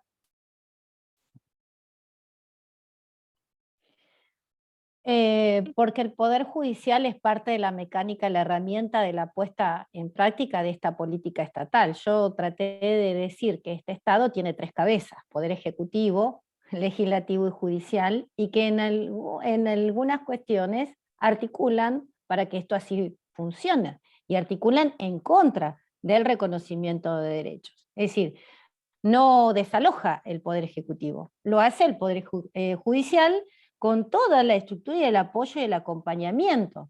Y el Poder Ejecutivo no es extraño a eso, no toma postura, no es posición. Está en manos de la justicia, pero en manos de la justicia es parte del Estado. Es el Estado, es una de las cabezas del Estado, que está, digamos, también incumpliendo el reconocimiento de los derechos de los pueblos indígenas. Si bien se había avanzado en algunos lugares del país, con defensorías públicas, defensores públicos, en algún momento también esto se habló, ¿no? Es decir, y los escuchaba a las hermanas, no encontramos abogados, es decir, nuestras universidades, vuelvo a decir, si no tenemos ni siquiera reconocimiento de los pueblos indígenas, ¿cuántas universidades hoy tienen en la Facultad de Derecho la materia de derechos humanos de pueblos indígenas? ¿Cuántos jueces y fiscales se capacitan? No tenemos hoy, así como existe una ley Yolanda, una ley Micaela, una ley Lucio, que obliga al violento a capacitarse, al personal policial a capacitarse. No se pudo lograr en el Congreso de la Nación una ley que capacite al personal del Estado en los derechos de los pueblos indígenas. Se ha hecho aislado, se ha hecho fragmentado. El INTA lo hizo por un lado, SENASA por otro lado. Esos son lugares que se vinculan mucho con los pueblos originarios, desde el punto de vista de la agricultura, del campesinado, pareciera no inofensivos, ¿no? Los lugares que menos conflictividad habría. Pero en realidad no existe una política estatal con respecto a esto. Entonces, si no tenemos funcionarios que en la toma de decisión reconozcan a los derechos de los pueblos indígenas, termina en manos del Poder Judicial que los criminaliza. Muy pocas defensorías públicas tienen abogados de derechos de pueblos indígenas, ¿no? Hay un dicho que dice, si el Estado te criminaliza, que te defienda. En Chubut nosotros tenemos, en su momento, se hizo un concurso de defensor dentro del Ministerio Público de la Defensa, un concurso de defensor para pueblos indígenas. Uno para una superficie como España, en kilómetros cuadrados, en donde en Chubut hoy tenemos 155 comunidades indígenas, en donde la forma y la acción directa de la recuperación territorial, la recuperación de los territorios que tradicionalmente se ocuparon, es una acción afirmativa que ejercen los pueblos indígenas, que no son un delito, que no son usurpaciones. Recuperar los territorios que tradicionalmente ocuparon y que fueron conquistados o colonizados es algo que reconoce el convenio 169 de la OIT. Ahora, lo que vemos es que en el banquillo de los acusados se criminaliza por ser usurpación, en donde se ve como absoluto el derecho a la propiedad. Y hay que decir que el artículo 17 no es absoluto para nadie. Como está equiparado, el Código Civil terminó equiparando la propiedad privada, la Constitución Nacional equiparó a la... Hoy tenemos, para que se entienda, hoy la Argentina reconoce 2 propiedades, la propiedad privada y la propiedad comunitaria indígena. Son las 2 formas de propiedad de la tierra. ¿Bien? Ahora, a su vez, esa propiedad comunitaria indígena tiene características. Es inanejenable, es imprescriptible, libre de todo gravamen. Ahora, ¿quién hace cumplir esto? Entonces, si las facultades no forman a futuros abogados, si el Poder Judicial no tiene, digamos, personal a cargo, si los funcionarios, el policía, el gendarme, las fuerzas de seguridad van y reprimen, la cuestión es decir, hay falencias, digamos, estatales muy graves, violaciones sistemáticas por parte del Estado contra los pueblos indígenas.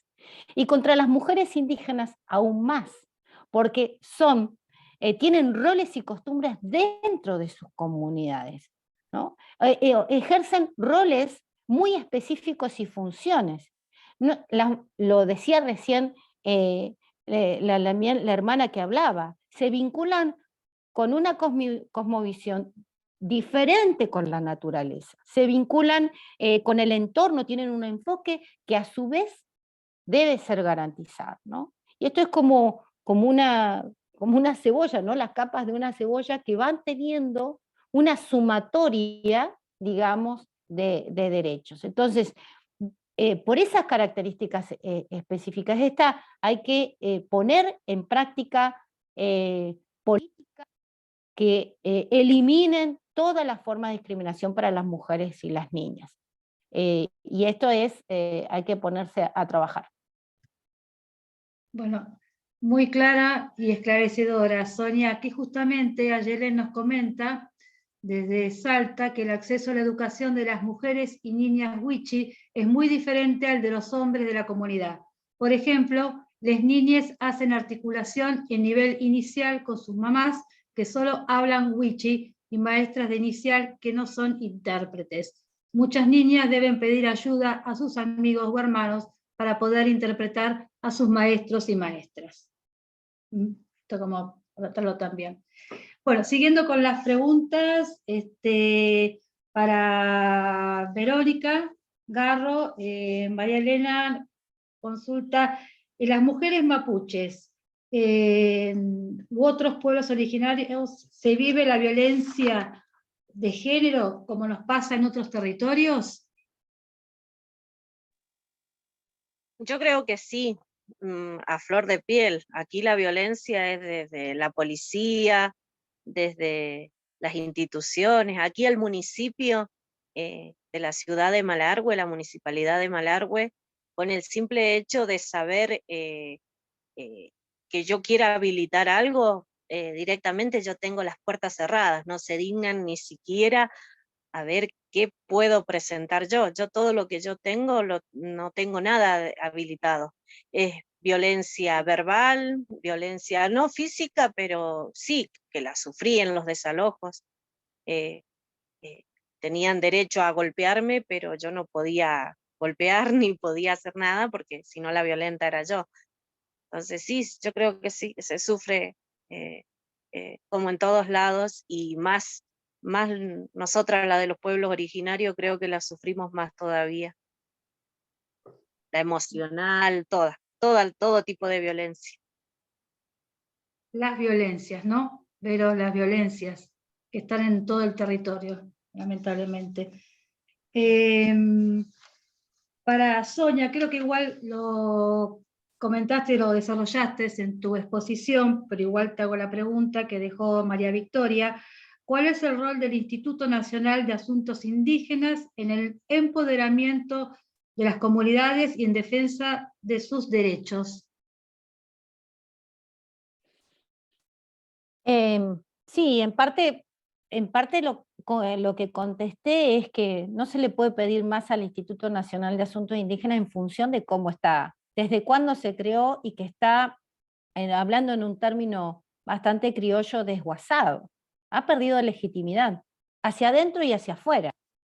Hacia adentro y hacia afuera es un INAI vacío que no solamente que no tiene presupuesto, que está funcionando de manera federal en Buenos Aires con grandes distancias y grandes problemáticas, que termina siendo cuestionado y judicializado sus técnicos o su personal, pero también, es decir, no hay delegaciones en las provincias, y que tampoco esto es garantía de nada. Por ejemplo, el INADI también tiene delegaciones provinciales, pero no deja de ser trámites administrativos que llegan a veces muy tarde, y con una mera decir, sí, señor, usted discriminó, pero nada más, ¿no? Entonces, la participación política, creo que hoy, y por ahí el desafío, ¿no? Animar a los hermanos y a las hermanas a pensarse cómo quieren participar políticamente en este Estado. Y hasta ahora es como si alguien piensa, sigue estando esta cuestión más bien paternalista que hablaba alguien, es decir, cómo quieren participar en los espacios de poder. Y esto no quiere decir solamente estructuras de partido político, estoy hablando procesos de participación política como sujetos de derecho en sus tomas de decisión. Y esto lo hablo a nivel municipal, o lo puedo hablar a nivel provincial, o a nivel, digamos, nacional. Y por eso hice relación de reflexionar sobre el federalismo. Pedirle a un instituto que está en Cava que pueda estar en una represión hoy en el sur de Mendoza con toda la problemática, y no va a llegar. Es un instituto que no va a llegar como está pensado. Era una idea de 1985. Gobierno de Alfonsín y una ley de la Rúa que tardó 4 años en reglamentarse el Congreso de la Nación. Es decir, creo que hoy el movimiento indígena actual tiene otros problemas, distintos a la década del 80. Salía de una apertura democrática en donde había una visión de los pueblos indígenas que es muy distinta a la que hoy los pueblos indígenas quieren ser vistos. Entonces, y hoy hay un poder ejecutivo que es inviable, digamos, dar oportunidad a que los pueblos puedan movilizarse, pensarse como participación política. Lo estamos viendo con el Tercer Malón de la Paz, o las formas de visibilizarse son las carpas en la Plaza de Mayo, ¿no? Y entonces, y lo vinculo con la pregunta anterior, es decir, es violento cuando una periodista en Buenos Aires en un subte le dice, háblame en indio, ¿no? Entonces esta ignorancia que hay, ¿no? Cómo los del interior vemos que cómo se están resolviendo, cómo se ve la situación de los pueblos indígenas y la inaccesibilidad que hoy tienen los que quieren expresar, los que están legitimados, digamos, para hacerlo. Creo que el Tercer Malón de la Paz es una buena experiencia de un movimiento político que va a estar nuevamente, ¿no? Le va a pedir al Estado, que ahí está como sujeto político en la toma de decisión. Lo que está faltando es repensar y reflexionar en la forma en que los pueblos quieren participar políticamente en esta caja, en este caparazón, en esta carcasa de Estado argentino. Y eso, yo creo que ahí nosotros, los que articulamos en estas organizaciones, debemos también reflexionar desde nuestros objetivos, qué es lo que podemos ir acompañando para ser facilitadores en esto, ¿no? Si es que es parte de la agenda de los pueblos indígenas, no suplantando sus agendas, pero sí que el convita a que lo pensemos, por lo menos. Gracias, Sonia. Sí, en realidad has dado respuesta a varias preguntas y planteos que hay en el chat, ¿no es cierto? De cómo nosotros podemos seguir participando en los distintos territorios, cómo podemos ir trabajando, cómo podemos aunar fuerzas, ¿sí? Desde el lugar en que estemos y demás. Bueno, has hecho una síntesis muy importante, por lo menos humildemente, lo que he escuchado realmente desde también el marco legal y demás, ¿no? Pero sobre todo en la práctica, ¿no es cierto? Pero siempre respetando la agenda de nuestras hermanas y hermanos indígenas, ¿sí? Eso creo que es lo más importante, y luchar muchísimo por la representación de nuestras hermanas y hermanos en el Congreso. Me parece que eso también es otro punto, más la reforma también judicial y demás que también se nombró aquí. Les dejo un planteo para quienes de ustedes, de las hermanas que están exponiendo, quieren dar respuesta. Dice, los recursos naturales son bienes comunes y corresponden a todos defenderlos, ya que no hay planeta B. El gobierno prioriza el pago de la deuda al FMI en detrimento de la madre tierra, de vida libre a las empresas extractivistas. No sé si ustedes, alguna quiere aportar algo, algún comentario, algo al respecto. Vanessa había levantado la mano antes, ¿no? Ah, sí, Vanessa. Sí, pero va a venir como con la conversación atrás, retrasada. Sí, no, pero no tiene que ver en sí con la pregunta, pero un poco es esa idea de las identidades de la identidad y de las identidades como algo que no se discute, que no se debe discutir. Hay el racismo se construye sobre ese primer paradigma, que la identidad no se debe discutir, sino que algo dado,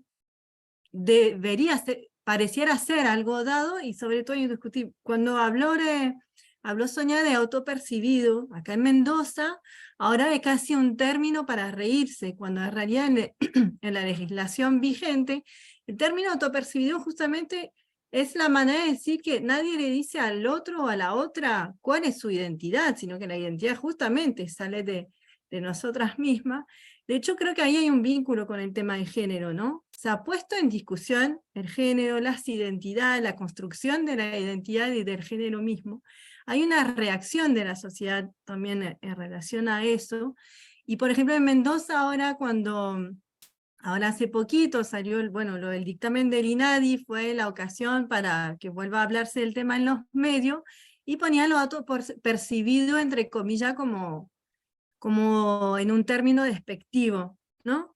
Porque la identidad pareciera ser que no es algo que se debe discutir, que no se puede replantear, que no es algo que va cambiando con el tiempo, que no es una construcción básicamente. Y ahí creo que hay una cuestión muy profunda de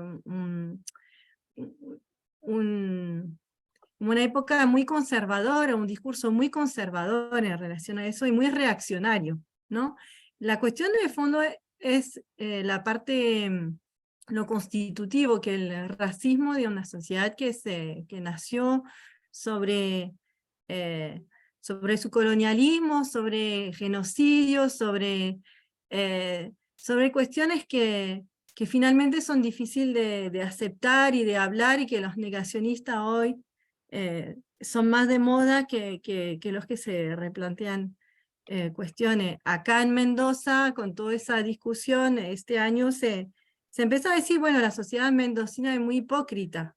En los diarios del principio del siglo XX aparecían anuncios que repartían indios a las grandes familias mendocinas, niños, niñas, que habían sido lisa y llanamente secuestradas en la Compañía de los Andes de la 4ª División, de la avanzada de la frontera hacia el río Barranca, y en ese apresamiento de gente llegaban a Mendoza capital y repartían niños y niñas, apropiadas, criadas, se decían, ¿no? Para pintarla de bonito, las criadas. Y es lisa y llanamente apropiación de niños y niñas. Entonces ese replanteo también tiene una carga no solo histórica, sino una carga de repensar la identidad y la construcción, ¿no? Y ahí es muy fuerte, muy profundo, y creo que eso no es un tema solo de los pueblos originarios, es un tema de la sociedad. O sea, ahí me parece que hay que aportar, y se puede aportar en muchos lugares, en la educación, en la salud, en la escuela, en la formación, en el barrio y donde sea, porque las expresiones de racismo la encontramos todos los días y hay como materia para estar discutiendo todo el tiempo, ¿no? Eso quería aportar hace rato. Bueno, muchas gracias, Vanessa. Y también lo que planteo es, bueno, estamos hablando de los recursos naturales, y también habla sobre la falta de agua, muchas de las provincias y demás. El planteo es qué podemos hacer, ¿no es cierto? Si lo sumamos a lo que ya se está hablando y trabajando aquí, o si hay alguna otra propuesta que tengan algunas de sus comunidades y demás con el tema del agua. Sobre todo lo plantean hermanas de Salta, ¿no?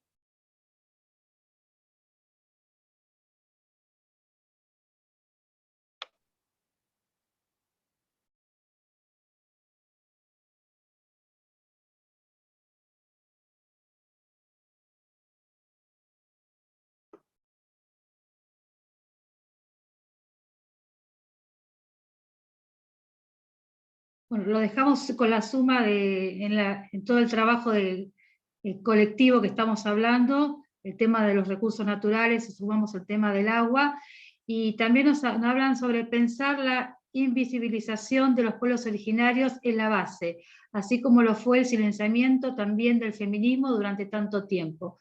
Involucrémonos aún más con esas comunidades. Los recursos naturales son de todos, y para las comunidades son la primer fuente de alimentación, basta de contaminación. Esto es lo que están aportando desde el chat aquí en el Zoom. Por Facebook tenemos saludos, felicitaciones y agradecimiento para todas.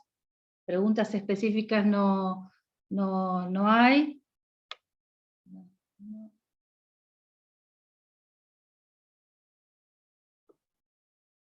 También nos plantean que, qué opinan ustedes, que deja mucho que desear el tema de la educación en las escuelas aquí en Buenos Aires, sea a nivel que sea, no se habla de los pueblos originarios, y si se habla es muy poco. Creo que la educación es fundamental, que hay una división clara de poder entre identidades que lo asimila a la perspectiva de género. No sé si alguna de ustedes, hermanas, quiere aportar algo sobre este tema, lo que están planteando en el chat aquí en el Zoom. Yo sí puedo aportar algo con respecto a lo que es la educación. Sí, Vero, adelante. Yo tengo como experiencia o sea, les puedo contar un ejemplo de lo que me pasó a mí acá en Los Molles con respecto a lo que les contamos con lo de la caravana antimapuche. Mi hija de 19 años va a una escuela albergue secundaria donde ella está 15 días en la escuela. La directora de la escuela secundaria, quiero aclarar que mi hija es primera escolta de la bandera nacional y ahora es abanderada de la bandera provincial, porque bueno, el abanderado de la bandera provincial se retiró. La directora de la escuela decía de que los mapuches no existían, que en Mendoza no habían mapuches. Y mi hija en todo momento en la escuela decía que ella era mapuche, que pertenecía a una comunidad mapuche. Y lo negó constantemente. Lo mismo pasó en la escuela primaria con mi hija, con respecto a un tema diferente, a hacer comunión y confirmación con la Iglesia Católica. Ella quería saber lo que era la comunión, la primera comunión, pero no le permitían porque como pertenecía a una comunidad mapuche, el sacerdote no le quería dar el catecismo, vendría siendo. Yo no tenía problemas, sino que mi hija, ella lo quería y yo quería respetar lo que ella quería, una decisión de ella. Entonces, se ve de todos los puntos de vista, se ve desde el lado de religión, se ve desde el lado de educación, que se necesita. Yo sé que en Buenos Aires, bueno, puede ser algo normal, pero aquí a donde están las comunidades, en las provincias, donde nos reconocemos, donde nos hemos empezado a reconocer, donde queremos recuperar nuestro idioma, nuestras costumbres, a la vez tengamos que luchar con las escuelas y con los directores de las escuelas para que no nos nieguen o para que no nos hagan sentir mal. Que mi hija mayor es, como les digo, es la abanderada, o sea que fue abanderada en su escuela primaria, es abanderada en su escuela secundaria y no la reconocen como mapuche. No quieren reconocer que una niña que va a la escuela secundaria se reconozca como mapuche y a la vez sea una muy buena estudiante de la escuela. Eso quería aportar, que se necesita ahí apoyo. Muchísimas gracias, Vero. Sí, también plantean aquí en el Zoom que respecto a la educación habría que revisar la formación docente. Creo como uno de los tantos aspectos para ver, ¿no es cierto? Porque es como un gran abanico de que hay que analizar con el tema de educación como en otros aspectos.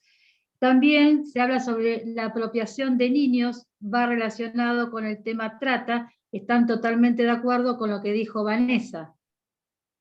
No sé si Vanessa quiere aportar algo más, pero están totalmente de acuerdo con lo que has expuesto al respecto. El derecho al acceso a la salud también es un derecho al que se ven vulnerabilizados los pueblos originarios. Se trató también, creo, aquí, no sé si quieren aportar algo más, pero parece que se ha abordado.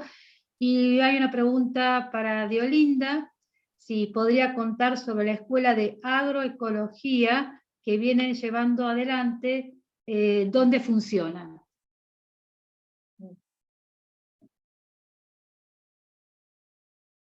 Bueno, creo que en la intervención al inicio había comentado sobre este espacio de formación en la Tecnicatura de Agroecología.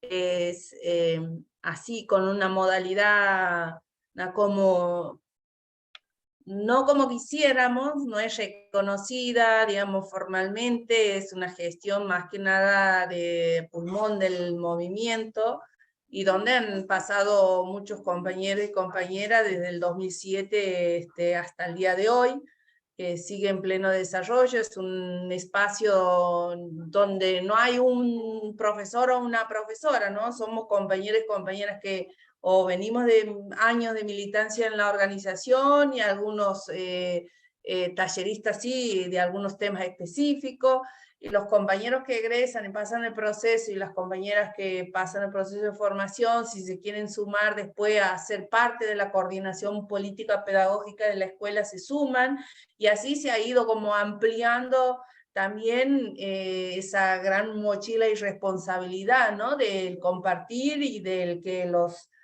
conocimientos se vayan enriqueciendo, los saberes de tanto los compañeras que vienen de las zonas urbanas como de la rural, ¿no? De los barrios populares y de las comunidades campesinas indígenas. Están participando en esta última etapa de la escuela compañeros que vienen de las comunidades Huichí, Com, de otros territorios, y bueno, se complementa, ¿no? Junto con los pueblos indígenas aquí en Santiago, que hay los Vilela, los Lule Vilela, los Guaycurú, los Sanavirones, los Diaguitacacanes, Tonocoté, un poco también con toda esa diversidad territorial para, bueno, seguir potenciando también esa mirada desde donde venimos, desde los distintos territorios, que como pasaban ahí en algunas de las preguntas, ¿no? ¿Qué es el valor, ¿no? Y también el sujeto con el cual trabajamos, ¿no? Y bueno, nos vamos trabajando, nos vamos haciendo. No hay una o uno que tenga el saber eso, comprender que todos los tenemos, que todas las injusticias o las formas que se han dado contra nuestros pueblos, bueno, comprender eso, ¿no? Y cómo lo tenemos y vamos transformando. Es un espacio que también apuesta a multiplicar la producción de nuestros territorios. Muchos de los jóvenes hoy tienen la posibilidad de quedarse en sus lugares, de producir, de seguir complementando con las herramientas que por ahí adquieren o potencian o van viendo forma, bueno, toda la creatividad posible para hacer un trabajo no solo en la tierra, de recolección de frutos, de las mieles, en fin, todo, y que ellos vean en su lugar de vida, donde vienen por generaciones posibilidades de proyectarse, ¿no? Y no esta facilidad que de repente desde el mercado, cuando la predicación es, te vas a la ciudad a hacerte la vida, ¿no? Como que dimensionar el valor que hoy tiene el sistema productivo, campesino, indígena, familiar, comunitario, ante aquel mercado mercantilista de la naturaleza, de la alimentación, y bueno, y esa es un poco la disputa de alguna manera de sentido que le damos, ¿no? Hay prácticas productivas, también hay prácticas de expresión oral. Tenemos una de nuestras radios FM que hace parte del espacio de la Escuela de Agroecología, y ahí nos vamos andando, ¿no? Y ahí vamos incomodando, que necesariamente es eso, ¿no? El poder hegemónico o ese poder colonialista, patriarcal, viendo a los ninguneados, viendo a los ninguneados con esa fuerza y esa postura del sí, queremos y tenemos claro lo que queremos, bueno, van eso, conquistando los espacios que por mucho tiempo han sido ocupados por unos pocos, ¿no? Y entonces ahí es donde ponemos esa expresión, ponemos también ese lenguaje, porque no es un lenguaje único, ¿no? Ya sea con el físico, con las distintas formas que nos vamos creando. Y esa es la posibilidad, sin duda, que hoy tenemos muchas y muchos por la valentía que han tenido compañeras y compañeros que hoy no están en la organización, pero que sí han traído en su memoria todo y en sus prácticas toda una forma de resistencia. Y creemos que también esta escuela no hubiese sido posible sin la solidaridad, sin el acompañamiento, sin el tejido con otros espacios, con las universidades públicas, con estudiantes de esas universidades públicas que hoy acompañan con, no sé, la brigada de escolarización o que se suman a partir de las pasantías de intercambio.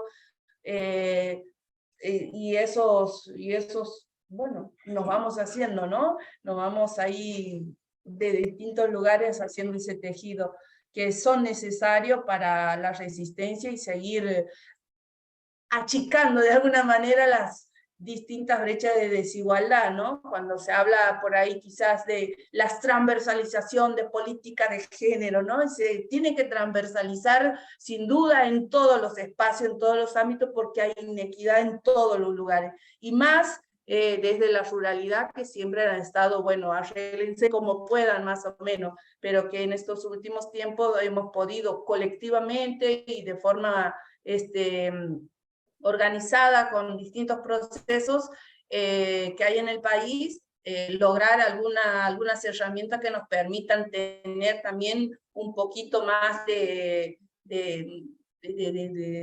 eso, herramientas para seguir disputando nuestros derechos, ¿no? Y ahí entra justamente también el derecho al agua, que es en las zonas, al menos aquí en Santiago del Estero, hay toda una zona que es alto contenido de hidroarsenicismo. Y muchas de las familias antes se tenían que emigrar a la ciudad para poder tener un poco de agua buena para consumo, ¿no? Y el hidroarsenicismo es un metal que está presente en las napas subterráneas, que son de donde muchas de las familias nos proveemos de esa agua, ¿no? Y en la época de que no hay lluvia, se seca la represa, tenemos que sacar con bomba o con caballo, en fin, el agua de las napas, que cada vez también están un poco escaseadas por estos cambios que hay bruscos del clima, ¿no? No hay lluvia, que se contaminan, en fin, o hay empresas ahora grandes que sacan el agua para regar sus grandes sembradíos, en fin, esas conflictividades para poder tener el acceso al agua, ¿no? Bueno, Infinitas chicas, yo gracias. quisiera, no sé si, Pavo, me permitís que quería hacer un aporte de educación, porque vi que algunas compañeras han expresado que no había formación al respecto sobre, digamos, los pueblos originarios. Yo diría que hay deformación, algo que yo no pensé que iba a escuchar, vino de parte de una mamá joven que en estos días, en que se conmemora el 12 de octubre, me comentaba que a su hijito de la primaria, la maestra, y el chiquito le contaba porque ella es una mamá que tiene una mirada progresista, digamos, acerca y realista acerca de cómo fue el proceso de invasión, digamos, desde de la invasión colonialista en aquellos años, ¿no? Y me decía que la maestra le había enseñado a su hijito que los españoles habían venido a educarnos y a evangelizarnos en un proceso, digamos, de bondad, de puro buenos que eran para salvar a estos salvajes que vivían en condiciones tan precarias, y que en ese proceso ellos nos salvaron, y ella a su vez le decía, no, acá los pueblos vivían felices y tenían sus costumbres, y los invasores vinieron a enseñarle, digamos, para que contrajeran enfermedades, con una violencia, con todo esto que nosotros realmente conocemos. O sea, que una maestra esté enseñando eso ya es gravísimo. Y claro, si uno va acá, hace a un paseo, no sé si ustedes han hecho la prueba de ir a un paseo por los museos. Yo fui al Museo de Mendoza, y digamos, donde se encuentra el general Roca con la conquista del desierto, habla de los salvajes que estaban con taparrabos y que eran vagos y que tenían, digamos, se dedicaban a emborracharse y que tenían orgías. O sea, esa es la imagen que todavía persiste en los museos donde los chicos hacen visitas guiadas, ¿no? Así que creo que hay un camino ahí en la educación que es fundamental para poder revertir este proceso, porque el colonialismo todavía está en las cabezas de todos y todas. Eso nada más, chicas, y no sé si había más preguntas, porque yo ya creo que estamos en horario a las 20, así que no sé, Paola, si quedó algo ahí. Sí, Patricia, justamente el tema de educación y el colonialismo, ¿no? Que hemos hablado con el patriarcado y demás. Sí, hay otras preguntas y demás que, bueno, tratamos de aunarlas y de juntarlas y demás por el tema del tiempo. Quería recordarles que si lo han podido ver, si no, después lo volvemos a enviar.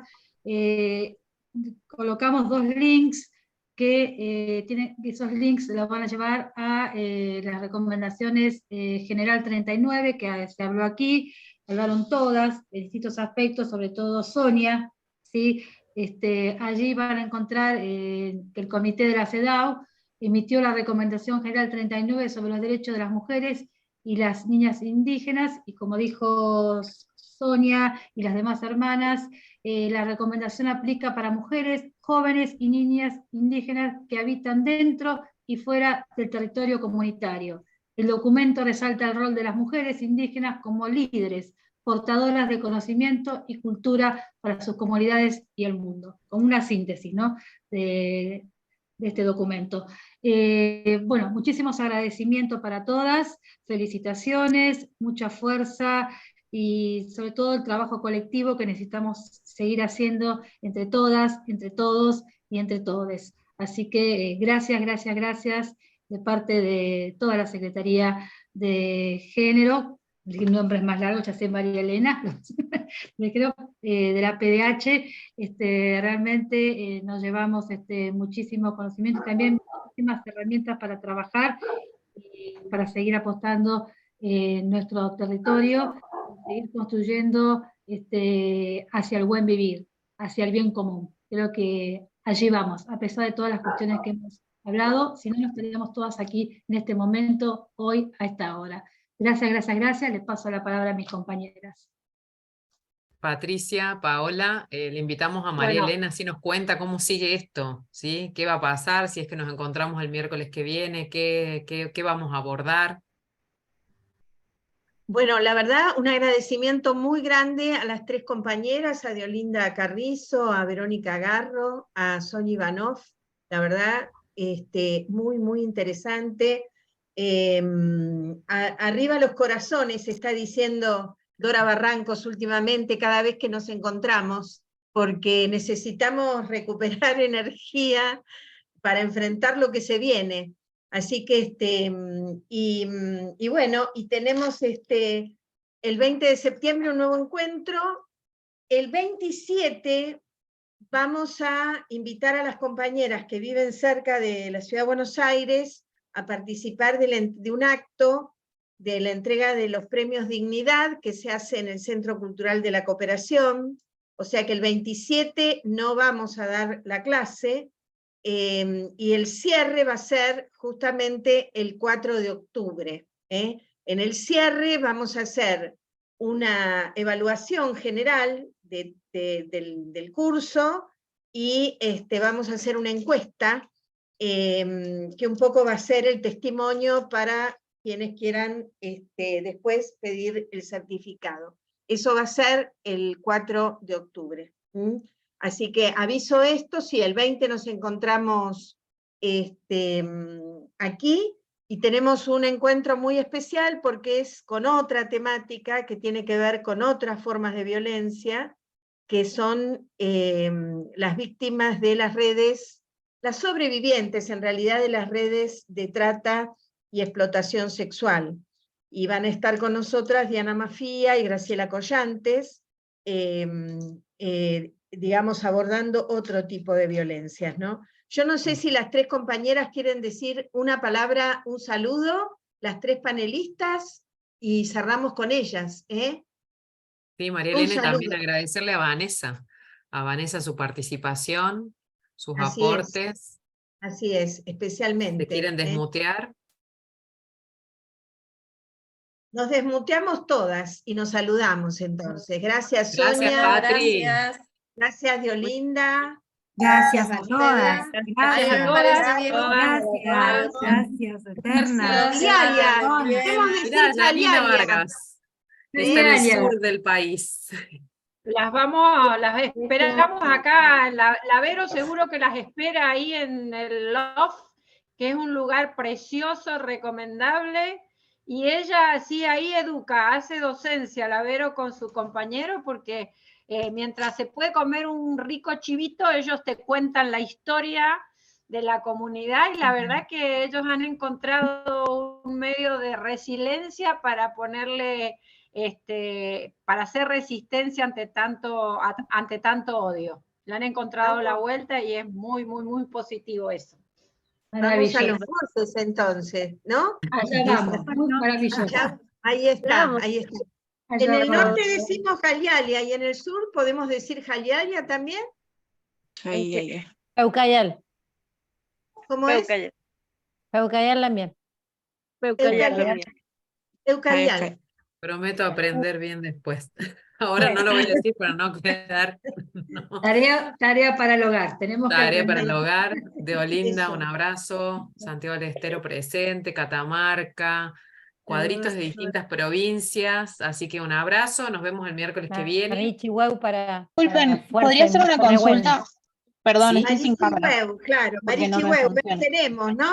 Venceremos, Marichihueu. Marichihueu. 10 Sí. veces nos levantamos, 10 veces 10 venceremos. veces caemos. Por 10 cada veces uno, caemos.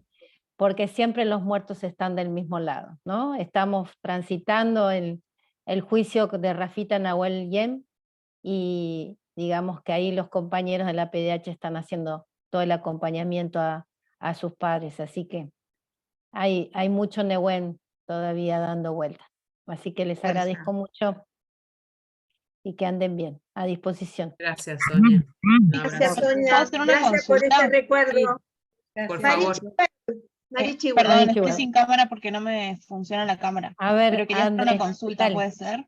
A ver, Porque yo tenía agendado como el 27 como última clase, y bueno, recién avisaron que al final la clase se va a pasar para el 4. Y yo el 4 tengo agendado trabajo, digamos. ¿Habría forma de acreditar de otra forma el curso?